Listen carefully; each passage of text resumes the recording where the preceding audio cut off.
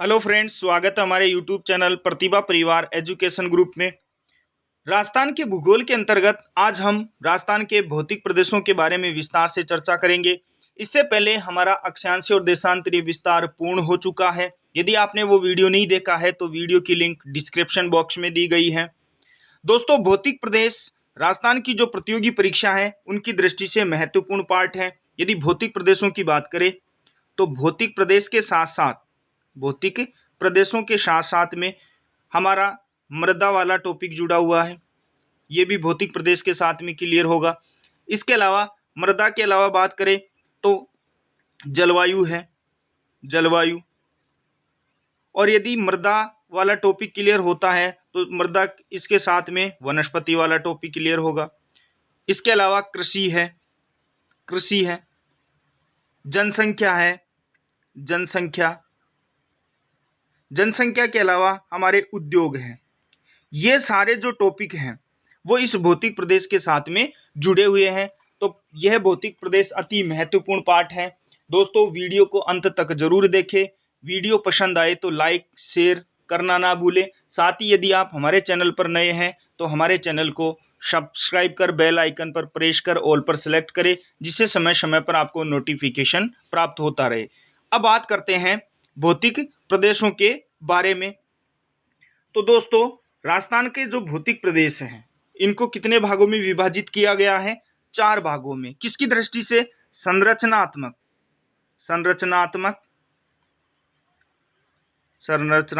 व उचावच के आधार पर। वैसे यदि आप बहुत सी किताबों में 5 भाग भी देखोगे, 6 भी देखोगे, 7 भी देखोगे, लेकिन हमारे जो भूगोल है उसका जो विभाजन है वो संरचनात्मक और उच्चावच की दृष्टि से मान्य है। तो संरचनात्मक और उच्चावच की दृष्टि से राजस्थान के भौतिक प्रदेशों को 4 भागों में बांटा गया है। पश्चिमी मरुस्थलीय प्रदेश, अरावली पर्वतीय प्रदेश, पूर्वी मैदानी प्रदेश और दक्षिणी पूर्वी पठारी प्रदेश। ये 4 भाग हैं। प्रत्येक का हम विस्तार से अध्ययन करेंगे। सबसे पहले बात करेंगे हम दक्षिण पूर्वी पठारी प्रदेश की। तो दोस्तों, दक्षिण पूर्वी पठारी प्रदेश के बारे में चर्चा करते हैं।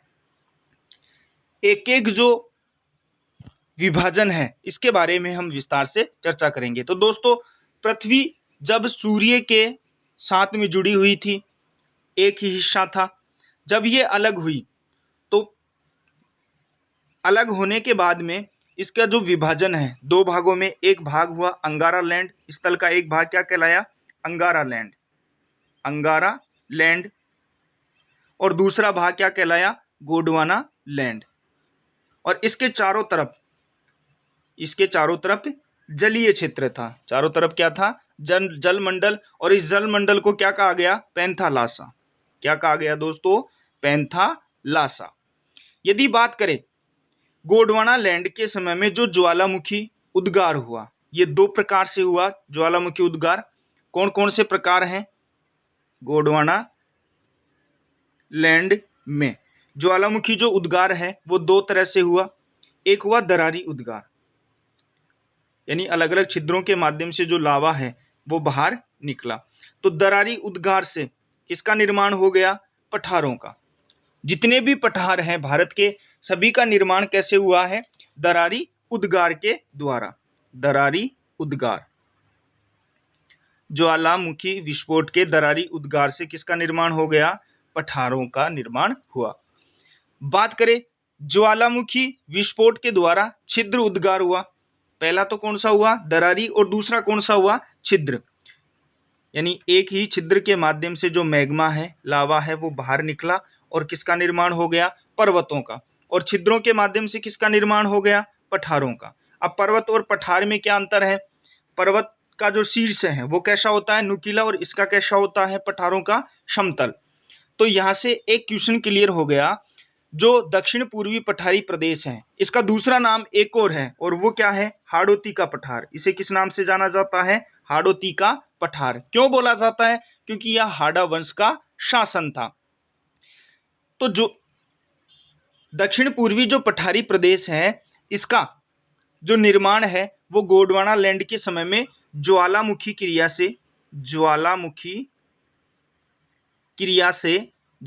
क्रिया के दरारी उद्गार से।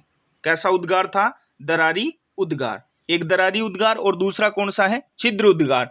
और छिद्र उद्गार से पर्वतों का निर्माण हुआ, ज्वालामुखी पर्वत बने। तो ज्वालामुखी क्रिया के दरारी उद्गार से दक्षिण पूर्वी पठारी प्रदेश का निर्माण हुआ। और बात करें तो द्वितीयक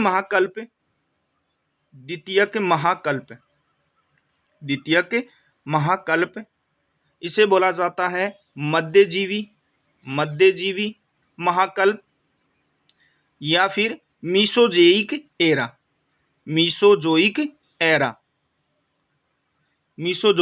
एरा के नाम से। अब द्वितीय जो महाकल्प है, इस द्वितीय महाकल्प को कितने भागों में विभाजित किया गया, 3 भागों में। कितने भागों में विभाजित किया गया, 3 भागों में। पहला कौन सा है, ट्रियासिक। दूसरा भाग कौन सा है, जूरेसिक। तीसरा भाग कौन सा है, क्रिटेशियस। तो दक्षिण पूर्वी जो पठारी प्रदेश है या भारत के जितने भी पठार हैं, इन सभी का निर्माण कब हुआ था, क्रिटेशियस काल में। तो यहां से एक प्रश्न बन गया, भारत का जो दक्षिण पूर्वी, राजस्थान का दक्षिण पूर्वी पठारी प्रदेश है हाड़ौती का पठार, इसका निर्माण कब हुआ। ऑप्शन में आ सकता है ट्रियासिक काल, जूरेसिक, क्रिटेशियस या उपयुक्त सभी। तो कौन से काल में हुआ था, क्रिटेशियस युग में। किससे हुआ, दरारी उद्गार से, गोंडवाना लैंड के समय में, द्वितीय महाकल्प।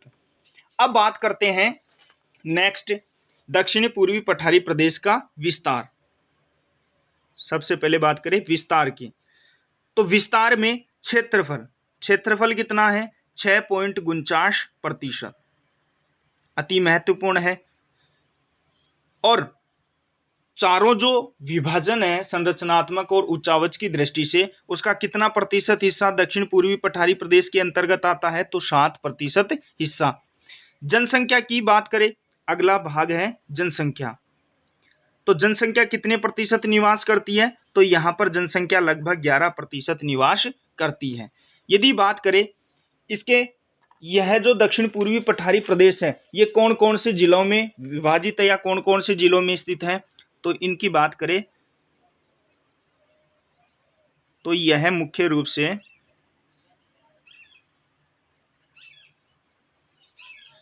बूंदी है, बूंदी, कोटा,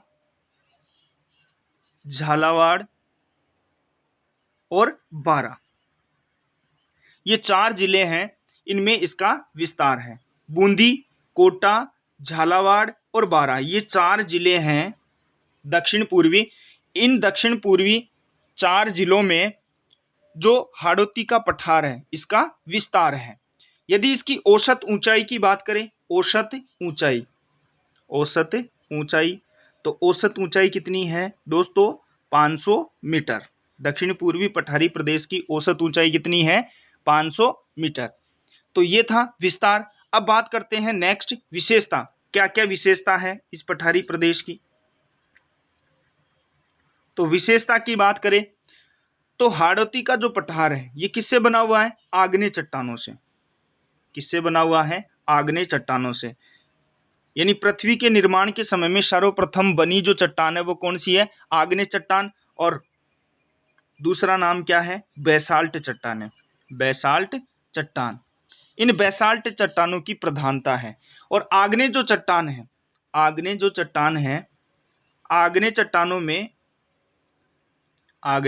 चट्टान है, इसमें बलुआ पत्थर और एल्यूमिनियम की प्रधानता है।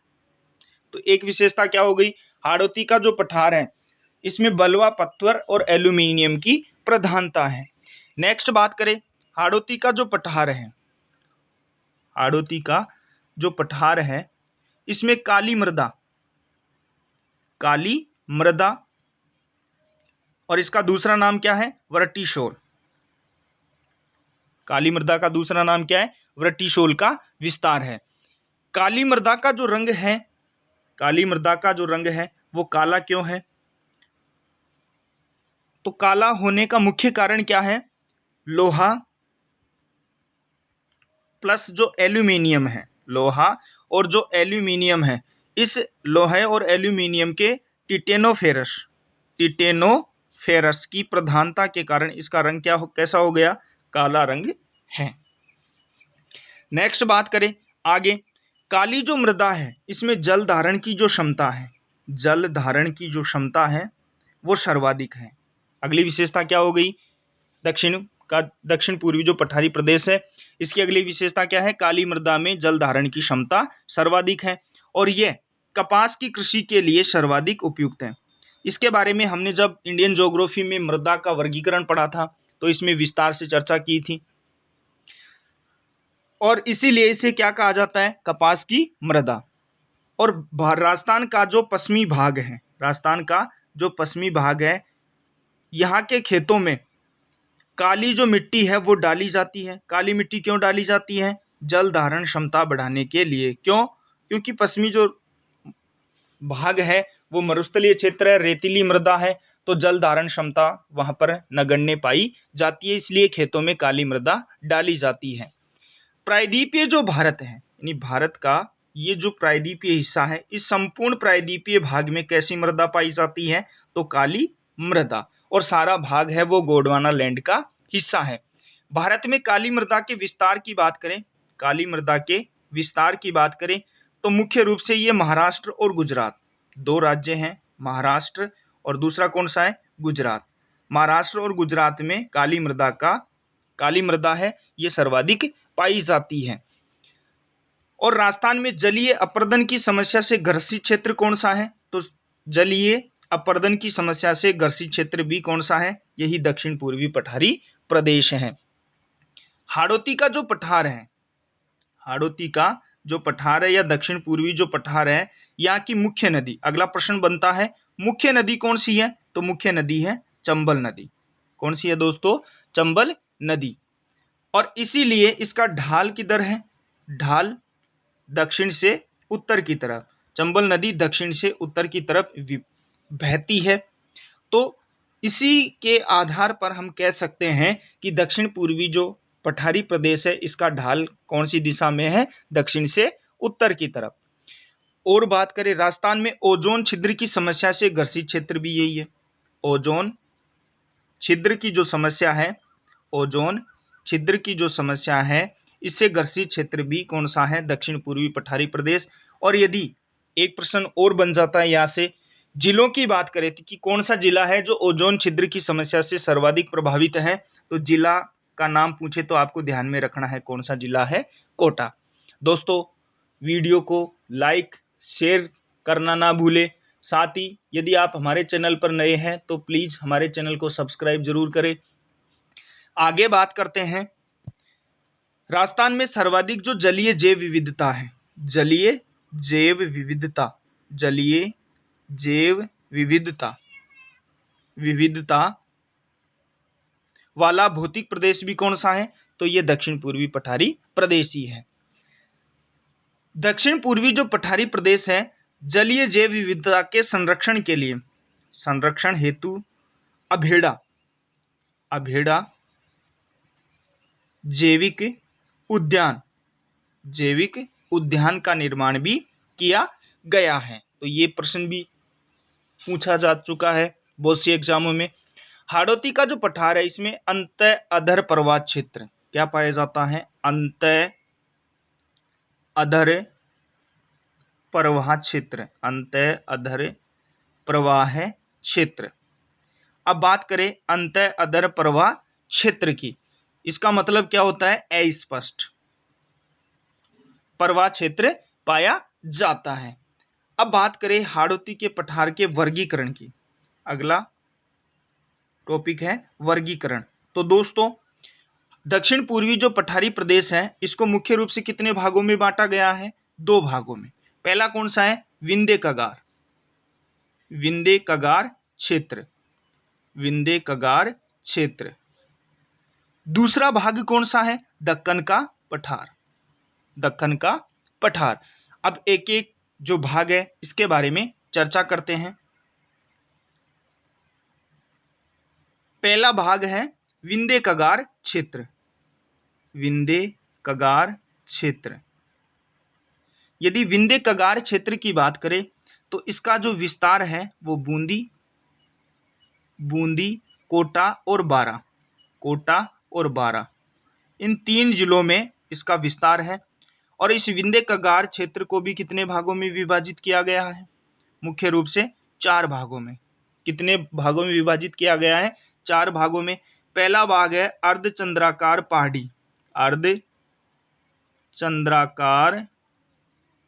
पहाड़ी। दूसरा कौन सा है? नदी निर्मित मैदानी क्षेत्र। तीसरा भाग कौन सा है? शाहाबाद उच्च भूमि। तीसरा भाग कौन सा है? शाहाबाद उच्च भूमि। ये 3 भागों में ही विभाजित है। कितने भागों में विभाजित है दोस्तों? 3 भागों में। नेक्स्ट है दक्कन का पठार। यदि दक्कन के पठार की बात करें तो इसका विस्तार एकमात्र जिला है झालावाड़। इस झालावाड़ में इसका विस्तार है। और इसे कितने भागों में बांटा गया है? तो 2 भागों में। पहला कौन सा है? झालावाड़ का पठार। और दूसरा भाग कौन सा है? तो गंगधर प्रदेश। अब बात करते हैं एक एक भाग की। तो सबसे पहले विंध्य जो कगार क्षेत्र है, इसमें पहला भाग है अर्धचंद्राकार पहाड़ी। तो सबसे पहले बात करेंगे अर्धचंद्राकार पहाड़ियों की। तो अर्धचंद्राकार जो पहाड़ी है, इसमें पहली पहाड़ी है बूंदी की पहाड़ी। कौन सी पहाड़ी है? बूंदी की पहाड़ी। यदि बूंदी की पहाड़ी की बात करें तो इसकी सर्वोच्च चोटी कौन सी है? सत्तूर। कौन सी है? सत्तूर। और इसकी ऊंचाई कितनी है? तो 353 मीटर। नेक्स्ट है मुकुंदरा की पहाड़ी। यदि मुकुंदरा की पहाड़ी की बात करें तो ये कोटा झालावाड़ में स्थित है। और इसकी सर्वोच्च चोटी की बात करें तो सर्वोच्च चोटी है चांदबाड़ी। सर्वोच्च चोटी कौन सी है दोस्तों? चांदबाड़ी। और चांदबाड़ी कहाँ है? कोटा में। इसकी यदि ऊंचाई की बात करें तो ऊंचाई कितनी है? 517 मीटर। नेक्स्ट है कुंडला की पहाड़ी। थर्ड कौन सी है? कुंडला की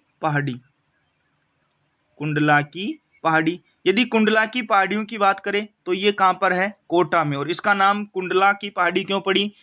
क्योंकि इसका ये जो पहाड़ी है ये किसके आकार की है? कुंडल के आकार की। नेक्स्ट है रामगढ़।